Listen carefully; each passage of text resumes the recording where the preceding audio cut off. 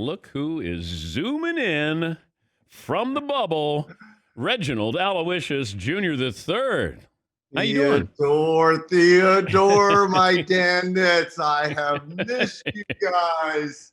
What kind of room you got there? A room. Is it a suite?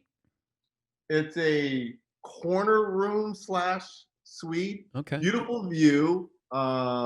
Look, no complaints on my end. We get basketball tonight, so I'm rolling with the punches here. All right. So you've been quarantined. I've been quarantined. I've been tested twice. I've been negative twice. Yeah. So I get to play tonight. I get to play analyst. So I'm just excited that we have competition. Okay, but what's it like? So when you leave what time do you leave your room for a 9:00 game tonight with the Lakers Clippers? And what's the protocol when you leave? You'll be dressed up. I'll have mask on. I'll go downstairs. You'll have a temperature check before you leave to get on to, it's like a media shuttle that heads over to the facilities. I'll probably leave around 7:30. It takes about 10 to 15 minutes on this shuttle. That's composed of mostly the media. We're different from the players. We're housed differently. They're under a green zone. We're under a yellow zone. We're not as it's not as intrusive. So you'll get your temperature check. You'll head on over to the arena. You'll probably get another temperature check when you land. Everyone has a yellow lanyard, and I'll just go to the green room and start prepping with Kevin Harlan and our producers and get ready to call the action. Who you been hanging out with? Me, myself, and I mean, we've been having a great time. What's funny is my good friend, my best friend, my teammate, Mark Jackson, we're all here in the same hotel, but I haven't seen him. It's okay because we've all been tested and, we should be able to, but, we are in a hot zone here in Florida. And other than daily runs that I go on, I pretty much come back to my room, order room service, and I do have a beautiful view of a golf course. So, but you don't play golf. And I don't play golf, which is like a little baffling for me. But I have no bike, but I do have some Santa Cruz sponsorships down here. So I'm trying to get a bike to get on and ride a little bit. But mainly I've just been prepping and staying in my room. All right. The main question is, have you had the wings at Magic City before, Reggie? I've never had the wings at Magic City. And I'm trying to think, truthfully, have I ever been to Magic City? Now, I've been to a few spots, but I'm not sure I've ever been to Magic City. You didn't have the wings there, but you may have been there. I don't think I've ever been to Magic City. Now, I've been to maybe other places in Atlanta, just not Magic City. So I would be the wrong person to ask how the wings are. Okay, but if Lou Williams is your teammate, how would you react to that?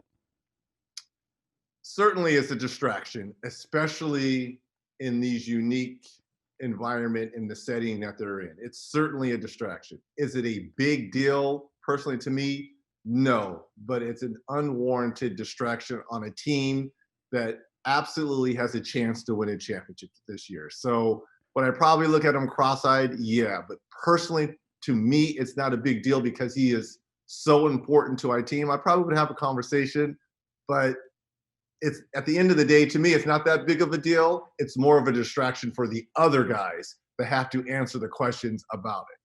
If I gave you Lakers or Clippers or the rest of the field to win the title? I would probably take those two teams. Okay. Yeah, I would too. But I'm wondering, who are we missing out on aside from the Milwaukee Bucks? People keep sleeping on the defending world champs. I'm telling you, Toronto, in an environment like this with no home court advantage, and you just go out and play, and you've got experience, and you've got a team that's been together, and that is one. I know they're minus Kawhi Leonard, but I think we'll see a different and better version of Kyle Lowry. Pascal Siakam, the All-Star, has proven that he is a gamer. You've got size with Serge Ibaka and Marc Gasol. And Fred Van Vliet is an unbelievable player and shot maker, and they are well coached by Nick Nurse. No one wants to talk about Toronto. I would not be surprised if they come out the East. We're talking to Reggie Miller. Reggie's on the call tonight. Lakers Clippers at 9 Eastern. Kevin Harlan will do the play-by-play. We were talking about Zion Williamson game-time decision here. I'm a little surprised about that. Is it a game-time decision because is there an underlying health issue or because of conditioning? Because if it's conditioning and you're 18, 19, 20-year-olds old, get out there and play. Yeah. We have an opportunity here. And I know they're 3.5 behind Memphis. Yep. Memphis has one of the most difficult schedules in these seeding games. And I believe you mentioned this, New Orleans has the easiest. Yeah. So you have an opportunity to be within that 4-game gap to have a play-in game possibly, but also too, if you're Alvin Gentry and you're the Pelicans, you're trying to build a foundation. You're trying to build for the future. So are you going to necessarily win a championship this year? No, but let's build winning habits, playoff habits. Let's play at a high level, intensity level. And for me, that includes having Zion on the floor. So if he's hurt or injured, I can understand that. But if it's coming from a conditioning standpoint, I heard him comment, I could play 48 minutes if I had to. Well, let's test that out. He needs to be on the floor playing, Dan. Yeah, I just don't know that he missed 12 days when he went home for the family emergency, then came back, he's quarantined. So that's 16 days, which feels like an eternity for an athlete in a season that has been so stop, start, and now you're down 16 games where you can't get out of your room. Even if you were at home, you're not working out the way you would if you were with your team. I don't know if he's on a minutes restriction. I'm fine with that. Yeah, if it's a minute restriction, you still have to play him, right? Even if it's 5 to 6 minutes a quarter, play him. Play his way into shape because these other guys feed off his energy. And this is a young, scary team, New Orleans, along with Portland. I think those two teams are really going to make a push for that eighth seed and really push the Memphis Grizzlies. So it'll be interesting. The Lakers and Clippers and their approach to these games before they get into the playoffs. What would be your approach for LeBron James and Kawhi Leonard? If you're the Lakers, Clippers, Milwaukee, Toronto, and I'll probably even throw Boston in there, there's not a lot for them to play for in these seed-in games. So to me, health and finding a rhythm are the two most important things. So if you're LeBron and Kawhi, obviously they both are going to play tonight along with Paul George and Anthony Davis, who has got poked in the eye and is going to be wearing goggles tonight. Find a rhythm because these 8 games are going to go quick and they have to hit the ground running, getting ready for the first round. So staying healthy, finding a rhythm, cohesion. There's certain players not playing tonight. No Sweet Lou, no Montrezl Harrell, no Patrick Beverly for the Clippers, and then no Avery Bradley and no Rondo for the Lakers. So other guys are going to be in the mix here, and if you're LeBron and if you're Kawhi, finding rhythm and balance with some of these other guys is just as important. So I think that's why they need to play and try to find some cohesion amongst one another. After LeBron, who is the face of the NBA? I would probably say James Harden. I would probably throw an up-and-coming Giannis because he will be the MVP this year, and he'll be back-to-back MVPs, and he's very personable. But I think it's a huge gap. I think once Kevin Durant comes back a little bit and starts to play, you could throw Steph Curry in there, but we don't see a lot of commercials. Right now, it's a clear-cut favorite that it's LeBron. But who's going to try to grab the mantle once he starts to depart from the game? And to me, it's up for grabs. Yeah, it's a pretty big drop-off. And I don't know if it was that big a drop-off with Jordan because you still had Bird and Magic were still in the game. And, Bird, obviously, his talents were diminishing, though. But was it as big a drop-off, Jordan to the next guy in the face of the NBA as it is now with LeBron and the next guy? Well, we had Shaq. Shaq was emerging. Yeah. You had AG, Kobe. I don't know if it was, Tim Duncan. But So a it wasn't. worldwide guy, though, because Mike was a worldwide guy. I think Shaq is worldwide. I think Kobe was worldwide. Yeah. So, and to me, I think having a 2-time MVP from Greece, that's pretty worldwide to me.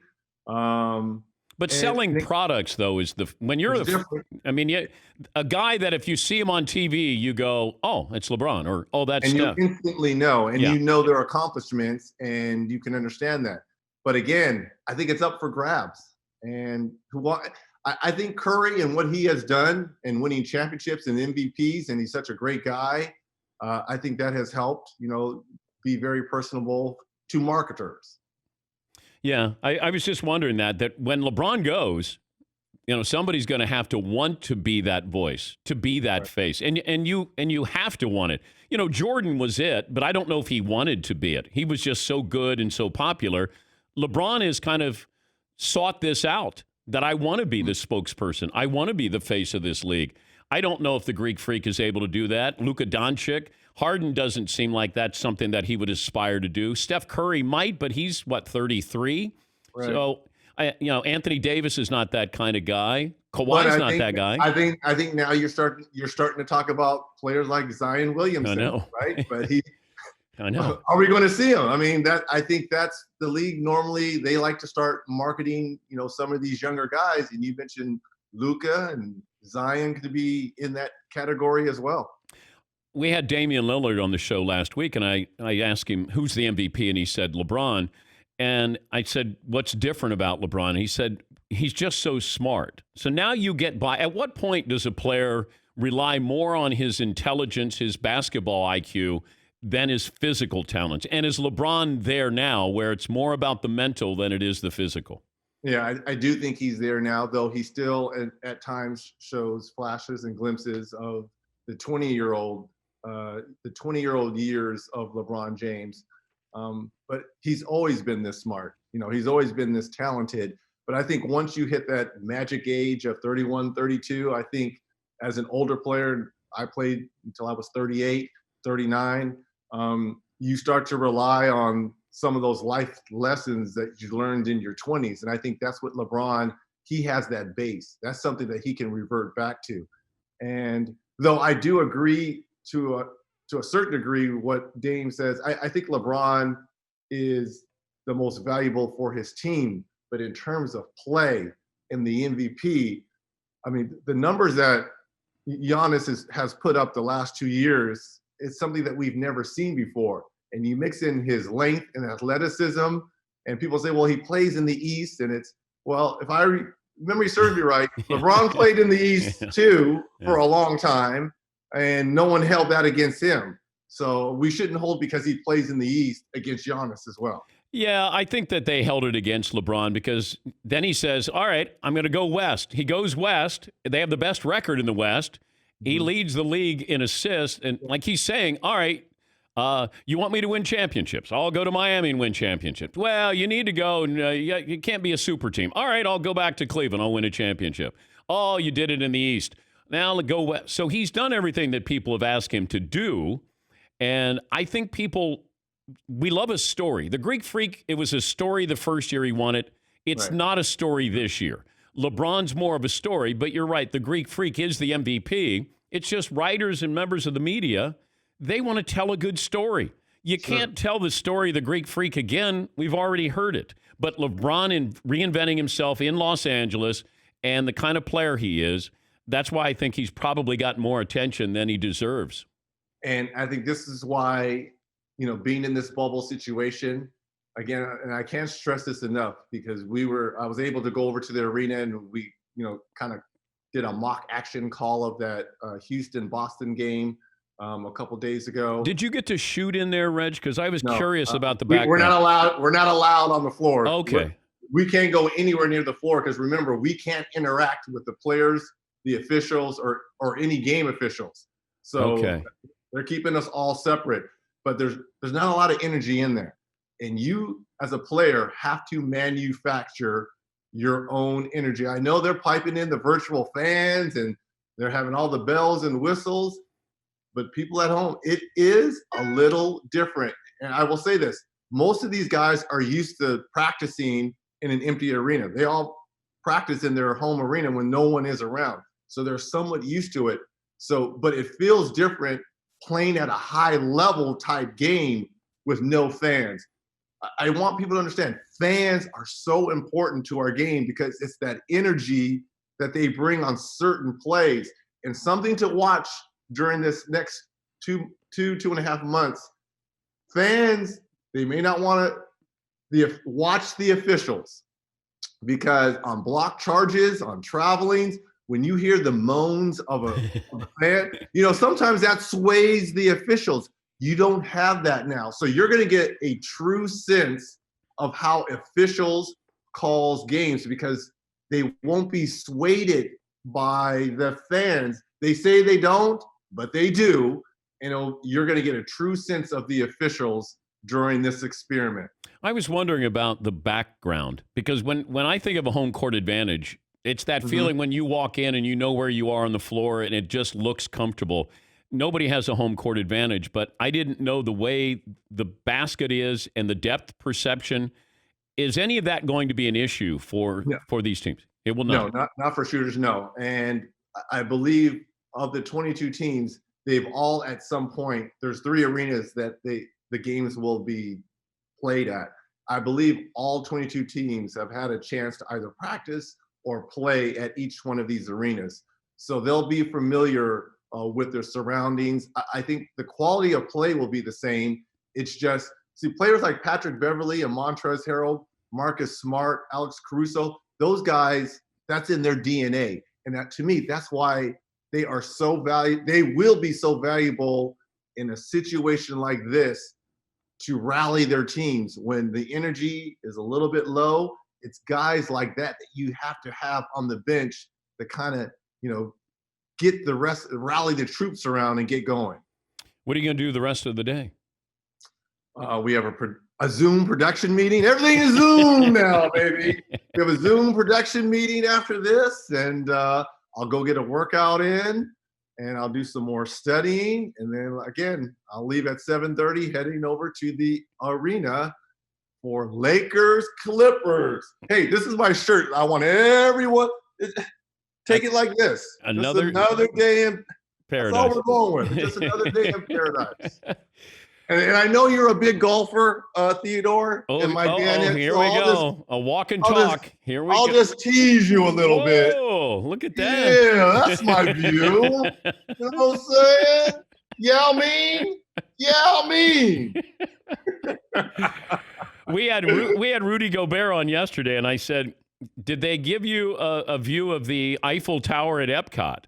And so he picked up his computer and took it over to the window, and we looked around. He goes, nope, that's not here. Not here.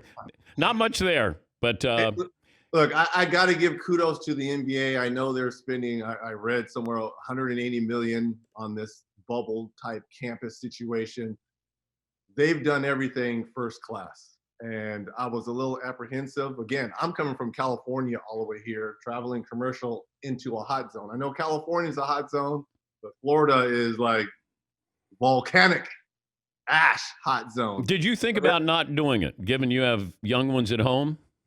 I thought about that, but I also thought this is my job, right? And, we talked about it as a family, and they supported me, and I'm here in the bubble. So the NBA has been first class about this. And I truly, the people ask, what's the best experience about being in the bubble? And I tell people, being tested twice weekly and knowing that you're negative. To me, that's the best thing about the bubble, is that I know I'm negative. Well, you feel safer there than outside of the bubble. Right. Yeah. I'm inside of it, and I feel safe. So that's the best part. We'll talk to you next week. Have fun tonight, Reg. We'll be listening. Thank you, bud. Theodore, I miss you. I miss my Danettes. I love y'all. Let's do the little Cabbage Patch. That's Reggie Miller on the call tonight on TNT at 9 Eastern.